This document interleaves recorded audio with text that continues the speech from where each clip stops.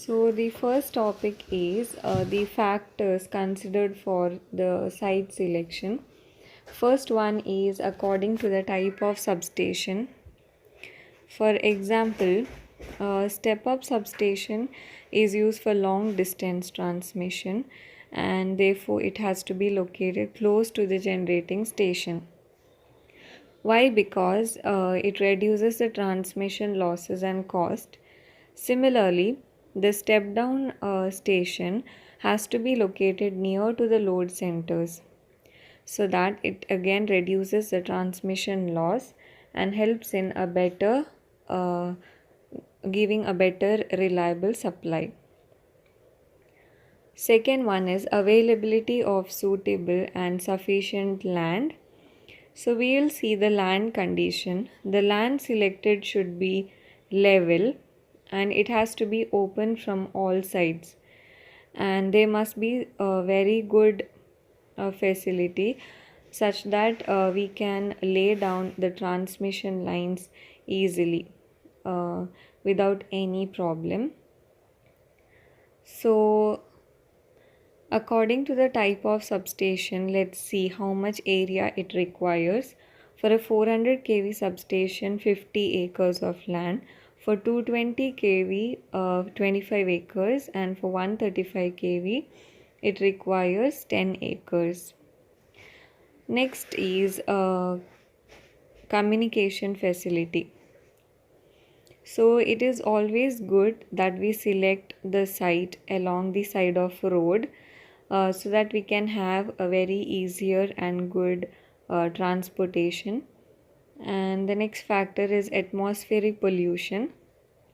Substation should not be located near to the factories because the factories emit some metal corroding gases and conductive dust, and therefore this substation has to be also not located near the factories, and also it should not be located near the sea coast because again there the air condition, it is very humid and salty. Next is availability and essential amenities. Amenities in the sense again the facilities. The site should be located with certain amenities like school, hospital, drinking facility, housing, then so that the staff do not face any kind of problem. Next one is drainage facilities.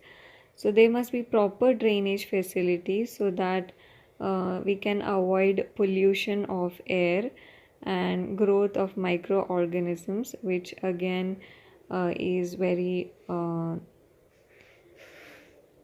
like it produces again a lot of issues. Now let us see the classification of substation. Based on the design, it has been classified into indoor substation and outdoor substation. So indoor substation because the apparatus installed are within the substation building. They are usually for voltage up to 11 kV, but they can be also used for 33 kV and 66 kV. Coming to outdoor substation, first one is a coal mounted substation.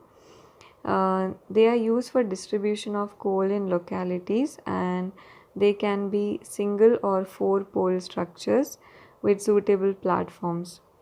They are employed for transformers of capacity up to 25 kVA, 125 kVA, and above 125 kVA also, but up to 250 kVA, not more than that.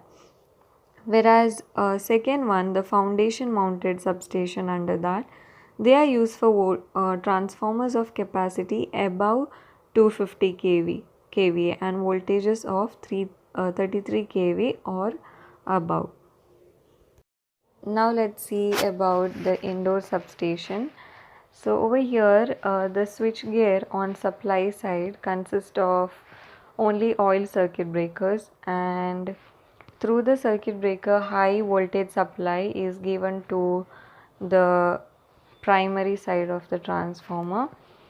Various feeders are emerging out of the bus bar. Again, they are conductors.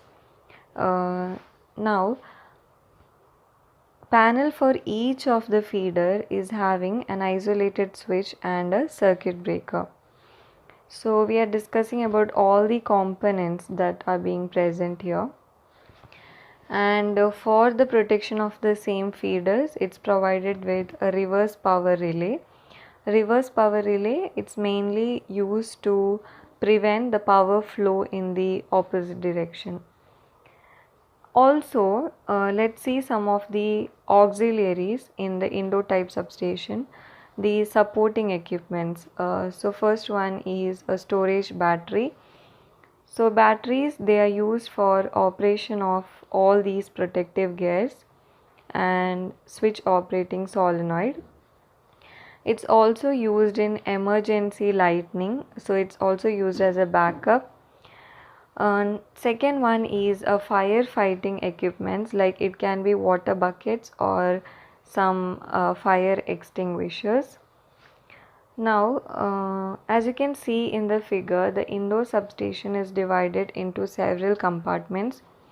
You have a control compartment, main bus bar compartment, circuit breaker and operating mechanism compartment, indicating and metering instrument, and protective device compartment.